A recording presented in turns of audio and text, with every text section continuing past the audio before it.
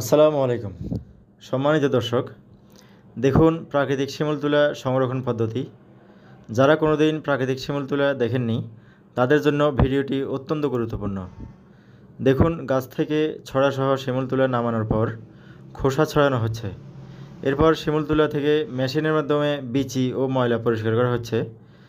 তারপর তুলাগুলোকে ভালোভাবে তীব্র রোদে শুকাতে হয় যাতে তুলা ভেজা না থাকে। তুলা ভেজা থাকলে তুলা বসে যায়, তাই তুলা শুকানো অত্যন্ত জরুরি। এভাবে শুকানোর পর প্যাকেজিং করে আমরা তুলা বাজারজাত করি।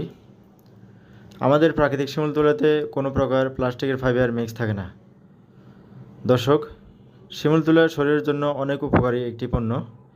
আমাদের এই প্রাকৃতিক শিমুল তুলা ব্যবহার করুন আর আরামদায়ক ঘুম নিশ্চিত করুন। দারাজ অনলাইন প্ল্যাটফর্মে হেলাল ইন্টারন্যাশনাল নামের শপে আমাদের প্রাকৃতিক শিমুল তুলার সুনামের সাথে সর্বোচ্চ পরিমাণে বিক্রির রেকর্ড রয়েছে।